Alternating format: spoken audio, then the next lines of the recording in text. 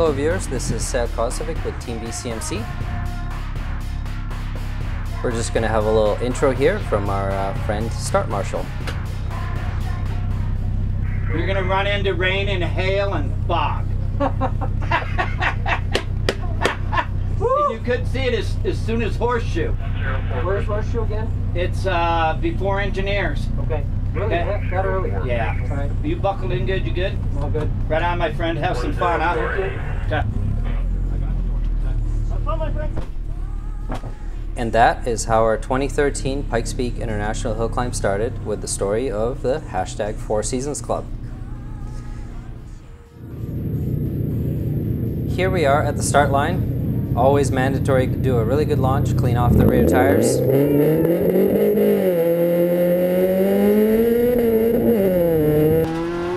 The actual timing starts right here under the arch. This very bottom section is full of double apex, blind turns that you really have to carry your speed through. In practice, posted a fairly decent time here, practice and qualifying, of 4 minutes 45 seconds, which was solid, but I knew there was lots of room to improve through visualization and really making sure that I get the double apex corners right. And on this race day, we did shave our time down in the first 2 minutes, down by about 5 seconds. This section really was a lot of fun because it was a lot of high-speed turns, lots of crowd around the corners and on apexes. However, you really had to pay attention and know exactly where you are, because a lot of these corners look the same, and a couple of them are actually much tighter than they look. In practice, I did have a little bit of difficulties running off to the outside of the corner, but I really felt like I nailed it on race day. Especially in this section where you've got a bit of a straight coming out of some of the tighter corners. As you can see, a few droplets on the windshield. That's about where the rain started, so it was much lower than we had anticipated, and it came in real quick, and you're going to see how things progress. So we're just pulling up to the engineer's corner there, where the marshal told me that a little bit of wetness will start. What I tried to do is really rely back on all the rain driving I've done on tracks and at autocross, and really testing out the limits of grip and adhesion. There's a fine line of traction when the course is damp. It does change depending on the amount of water that's on there. But racing this course was truly something else. You go through so many different stages of elevation that the weather changes so much. It was truly a very unique challenge. Right now we're going through the famous halfway picnic grounds. Of course, there's a campsite on the right. A lot of people stay there overnight just so they can have a prime spot ready the next day, and it's one of the faster parts of the course. You can see that the tail end of the FR-S is starting to dance around a little bit as grip decreases, and definitely a lot of adrenaline pumping through my veins. We're coming into the first major right-hander. It's called the Brown Bush Corner. It is really important to get the line right, to keep the car, keep the motor actually in boost, and keep it spinning so you can have that power whenever you need it. In rain, it's a little bit trickier when the boost comes on. At this altitude, the turbo behavior changes a little bit, so when boost comes on, it's a little bit trickier to keep it going straight, but it's still entertaining as can be. Right now we're coming into a triple apex turn called Blue Sky. You just saw one apex pass by. Here we are in the second, and coming through the third. It's called Blue Sky because obviously as you come in, all you see is sky in front of you, and you really need to know what kind of trajectory and speed to take in. We're just coming into the second right-hand corner called Heightons Hill. Things are going to get a little bit trickier now. As you can see, the rain is definitely persisting. We did treat our windshield with Rain-X, so the water beat it off pretty quickly. So anytime you actually see the wipers coming on, it's pretty extreme.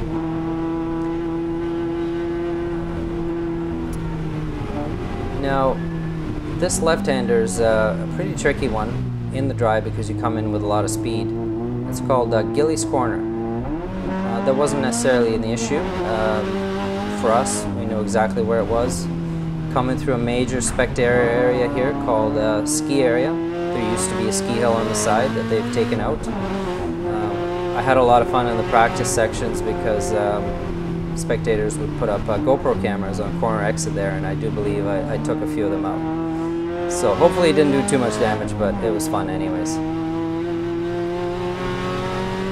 We are coming through a corner called the sump corner. It's actually a decreasing radius that's quite tricky, and many cars end up on the outside here. You can see how it tightens up, and you really need to look ahead and know your line in order to carry your speed. These turns are definitely tighter than they seem as you're watching video. You really had to be behind the wheel to get the pure experience to feel just how tight they are. However, you have to carry a lot of speed through because there's a straight after it. In our practice sessions, this is about where the finish was, just after the next left-hander, and we posted solid times of 4 minutes 45 seconds, which placed us at about 6th or 7th in time attack. Just as a little bit of a perspective in the wet, we did that section a whole 25 seconds slower, just from having to dial it back. Coming up through these twisties, we're going into a section called, an area called Glen Cove. A lot of people park and camp out there and watch, and that's where reality really kicked in. See, just a little bit of a sketchy zone there. Car hydroplaned, braking did absolutely nothing, went over a few bumps, and really started getting a bit of an idea of its own where it wants to go. Definitely a lot of adrenaline and a little bit of fear shooting through my veins, especially because everything's getting a lot slipperier as we go up, a lot more water on the ground, and we're going into a section called the W's, where there's quite a few switchbacks and major exposure on each side. So this is an area called Cove Creek, one of my favorite corners, and I really quite enjoyed cutting that corner to increase the radius, and it seemed like a nice safe area to let it rip and let the tail end hang out. Don't worry, it doesn't last for long. As you can see on the left side, it's all sky, nothing else. So really hug the inside, stay safe. The reality of this race run and the goal of getting to the top really became evident here. You know, it was not going to be a run that we were going to set a fast time on. You know, just really had to look ahead, keep a good line, keep it on the, keep it under the edge of traction, and make it to the top. A lot of our teammates actually had trouble in this section, even when we're just exploring the hill and going up with our truck. There's some serious exposure on the right-hand side there, and it doesn't get any better as you go up. And you're climbing major altitude right now, so mentally and physically you're really starting to feel it. You're approaching about 11,000 feet. The air is definitely thinner. It has an impact on your head, on your coordination, on your decision-making ability, but we had a lot of practice during the week, acclimatized really well. So coming up into the second half of the W's here with first, second, third, and fourth leg, as they call them. They look very similar, and that's the difficult part. After the fourth leg, there's a very important corner to be aware of. So how do you keep track of them other than counting? And I mean, it's really easy to forget which one you're at. These corners are so sharp that it's actually pretty hard to keep the turbo spooled up in second gear. So we made a decision, a team decision, to go right back into first gear, regardless of how hard it was on the car and the revs that you have to pull. But that was the way to keep the turbo spinning and keep the boost going, so you can pull out of the corner and not bog. The interesting part to me was all these spectators and where they were standing. I mean, some of them had to be braver than all our race car drivers. Anyways, you're going to see a little bit of snow on our left here. And all those snow melts, I actually used it this week as a marker. Coming up into this major exposure, decreasing left-hand turn that I referred to as Foley's Corner, just because of his crash in 2012. So I was kind of betting my chickens on not having that snow melt, and it came through. Hopefully we'll find an even better way in next years to keep track of where we are. So with all these people around, this was actually in practice the end of section 2 that we did. Our fastest time was 3 minutes and 1 second, which was very competitive. Devil's Playground is on the right. It's the best viewing area where you can see almost to the bottom of the course. And in front of us we have the top section. It is very open, it's high speed, there's a lot of off-camber turns, and as you can see, the reality is really setting in just how slippery it is. At this point we have hail on the ground, and one little mistake could send you off the right side. All sorts of thoughts are going through my head. You know, number one goal is to finish, bring the car back home, serve our sponsors, bring back good photos and video. And at this point, it was placing a really fast time, and placing well was secondary.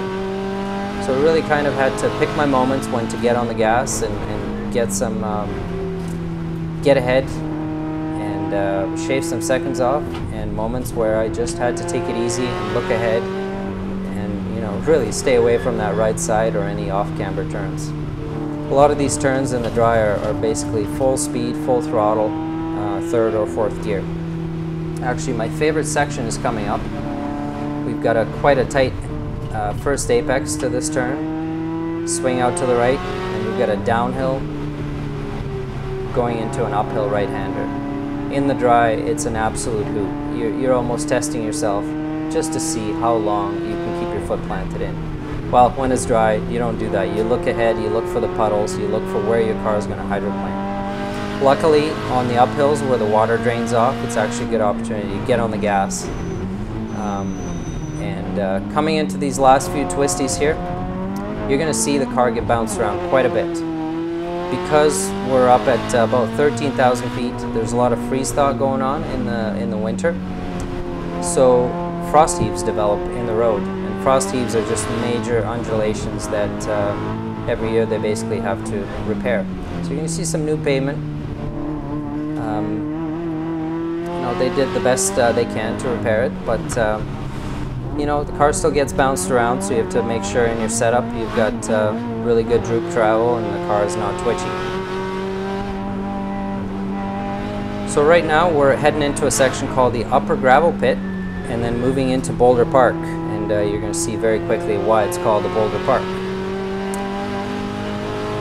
Again, it's an area where you see a lot of blue sky, so you have to really be aware of what your turn-in points are, what you're using as your kind of visual cues.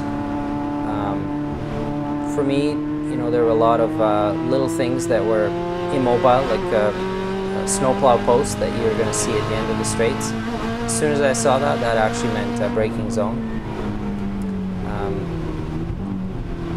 Heading into the last, or sorry, second last switchback, the cog cut. You know, I'm just thinking of the top. It's really hard to stay focused on what you're doing when you're that close to the finish, when you're chasing a dream for that long and everything's coming to reality. This last gentle right-hander is quite bumpy, so it's important to be patient with your right foot. Coming into the Olympic switchback, you know, you're almost home. You're looking at it, adrenaline's pumping through, and you can't wait to come through this last left-hander and see the sight of the Finnish guy waving the checkered flag. I mean, that is just such an incredible moment. I was so thrilled to be up there that, of course, had to throw in a big mandatory drift in there in the parking lot. I could see that a lot of people did it in front of me, but really it's incredible the emotions that are going through my mind right now, from sheer happiness of being up at the top to, you know, even a little bit of disappointment with the weather that we did, and then, you know, the satisfaction of conquering through those challenging conditions and being at the top and not on the side of the road or upside down with all these champions that have done this for so many years and so many other motorsports. You can see in the video that we had a major hailstorm there, and it was pretty difficult for everybody in and around us. Anyways, I'd like to thank you for watching with me and for supporting us. There's a lot of people that were a part of this project that helped us get there. Starting with Scion Canada and the Tuner Challenge that lent us the car, and the VCMC Motorsport Club that has supported us, to Shift Autosport, who has put hundreds and hundreds of hours in preparing the car and bringing their crew to Pikes Peak and making sure that we're running well. Blitzgear for doing the fantastic job on the graphics. Toyo Tires for providing the R888s and R1Rs. White Line for all the suspension components, and Full Blown Motorsports for the turbo kit. We did upgrade the turbo kit with a Borg Warner setup, which was absolutely fantastic at the high altitude. All our aerodynamics were by APR Performance, wheels by Mach 5 Motorsports, and the brake kit by SX Parts. I'd also like to thank Fast Track Auto Body, Ultra Shine, Techniques Machine Shop, Flying Cameras, Petrel Data, Driver's Edge, and Vorschlag Motorsports for supplying all the parts. And last but not least, Powered by Allo, who's done such a great job with all our media and video. This has been the 2013 Pikes Peak International Hill Climb. I appreciate you watching and supporting us, and all the people that were lined up, that came out, all the brave fans that you're going to see high-fiving me on the way down. I mean, that on itself was a very cool feeling, but everybody's support that made all this happen, and dreams coming. Dreams are basically realizing themselves and coming true. So we've already started planning for the 2014 Pikes Peak Hill Climb. We know what we've done right. We know what we can improve. I hope our competition as well. And we can't wait for the next opportunity to provide you with amazing content from the most amazing racer in the world. We still have quite a few events in the Scion Tuner Challenge coming up all the way through to the end of the year. So please make sure you're following us on Facebook and YouTube to get the most updates and to get all our wonderful media content. Thank you very much, and see you again.